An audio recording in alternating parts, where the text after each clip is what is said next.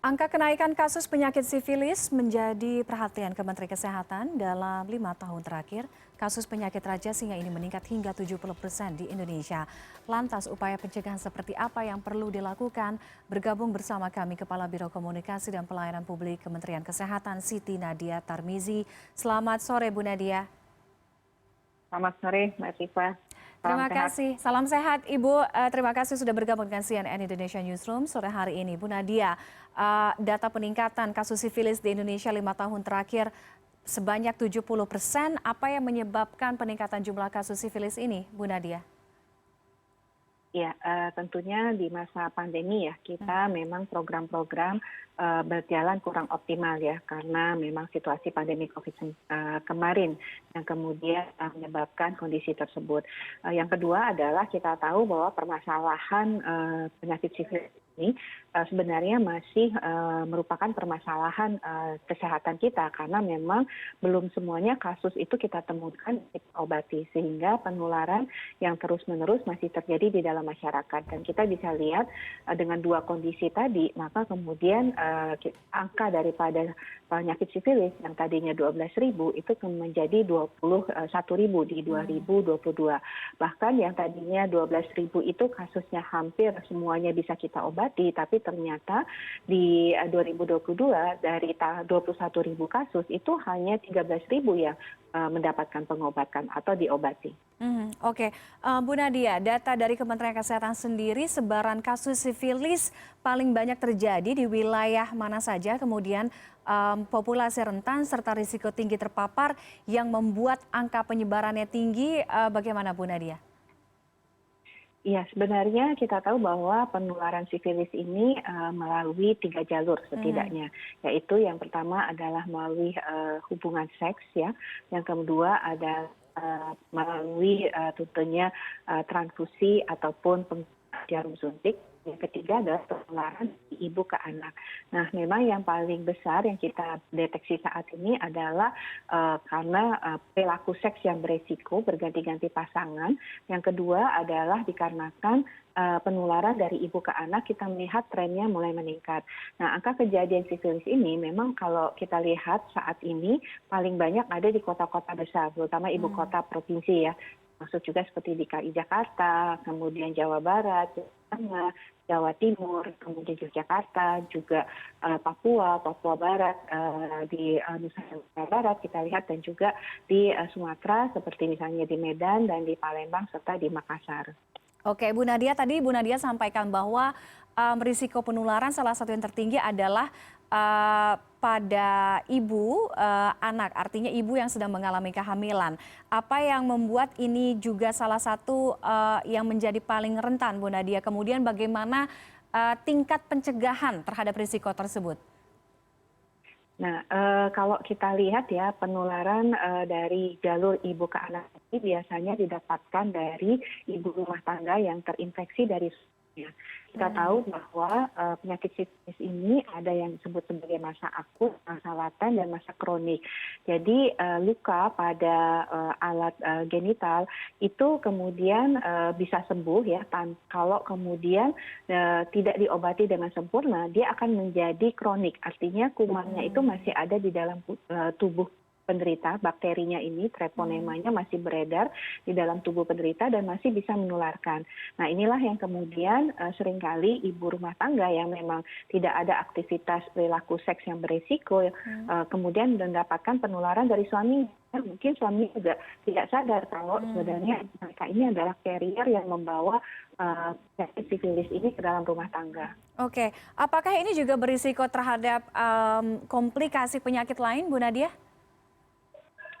Sebenarnya yang kita khawatirkan adalah kronisitasnya tadi ya, bahwa kemudian orang tidak merasa bahwa membawa virus, membawa bakteri treponema yang kemudian bisa menularkan kepada orang lain. Nah, yang juga menjadi perhatian kita terutama adalah pada anak, karena kalau kemudian kita tidak bisa deteksi secara cepat pada ibu hamil, padahal sebenarnya penyakit sifilis ini gampang sekali mengobatinya, termasuk juga pada ibu hamil. Kalau kita deteksi lebih awal, kita berikan pengobatan yang adekuat, yang cukup, maka penularan dari ibu ke anak itu bisa kita cegah sehingga tidak terjadi. Karena dampaknya itu anak bisa cacat kongenital ya akibat dari penyakit sifilis yang diturunkan dari ibunya ini. Oke, kalau tadi Bu Nadia juga sampaikan bahwa penderita sifilis banyak juga yang merasa tidak tahu bahwa ia mengidap sifilis atau bahkan dia bertindak sebagai karier. Apa gejala yang harus diwaspadai? Sebenarnya pada masa akut ya yang paling khas itu adalah luka ya, luka umumnya pada alat genital. Nah, luka itu seperti luka lecet ya, tapi di awal-awal dirasakan sakit, bahkan kalau buang air kecil itu sakit sekali. Nah, seringkali yang bersangkutan ini kan malu juga untuk mendapatkan obatan atau mendeteksi, sehingga sering juga memberi obat secara langsung di apotek-apotek. Nah, inilah yang kemudian lukanya bisa sembuh, tetapi sebenarnya bakterinya itu masih ada di dalam tubuh.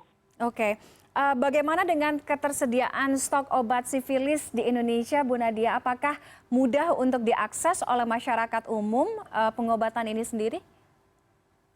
Ya, pemerintah sebenarnya sudah menyediakan fasilitas untuk pemeriksaan. Jadi ini pemeriksaannya ini sangat gampang ya, dengan diambil darah, kemudian dengan pemeriksaan serologi ya, seperti pemeriksaan antigen mungkin di COVID ya, seperti itu, tapi tidak menggunakan swab, tapi menggunakan darah. Nah, kemudian bisa diketahui secara langsung apakah positif atau tidak. Dan obatnya juga sebenarnya sudah kita ketahui ya, dengan pengobatan antibiotik benzathine penicillin yang disuntikan atau bisa menggunakan doxycycline atau erythrocin yang juga tersedia bahkan sampai ke tingkat puskesmas. Oke.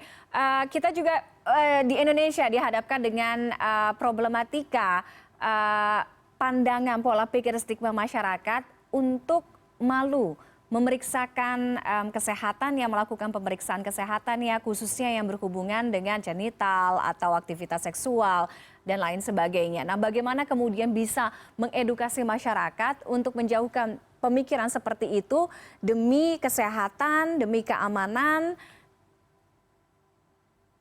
Ya, ini yang jadi tantangan kita ya Mbak Tiffany ya, bahwa banyak sekali ibu hamil yang pada saat screening hepatitis, HIV, dan sifilis itu misalnya positif ya, tapi kemudian tidak berani melanjutkan pengobatan. Dikarenakan mereka ini takut untuk menyampaikan kepada suami dan juga adanya rasa malu atau stigma dikarenakan menderita penyakit tersebut. Ini yang menjadi tentunya PR untuk kita mengedukasi bukan hanya kepada ibu hamil tapi kepada suaminya. Nah, mengapa kemudian program ini menyasar terutama screening pada ibu hamil? Karena dengan kita melakukan deteksi dini pada ibu hamil, maka setidaknya ada 3 sasaran yang sudah bisa kita temukan penyakitnya dan kita obati. Yang pertama adalah si ibu sendiri kalau dia positif. Yang kedua, kalau ibu positif, pasangannya, suaminya harus dilakukan. Nah, biasanya kita temukan suaminya itu positif juga. Dan yang ketiga, kita bisa mencegah dari ibu ini ke anaknya. Jadi kita menyelamatkan dan menemukan 3 sasaran ya, dari ibu, suaminya, dan anaknya. Oke, yang juga harus diluruskan adalah ketika memang seseorang terdeteksi mengidap sifilis, kemudian artinya ini bisa dilakukan pengobatan.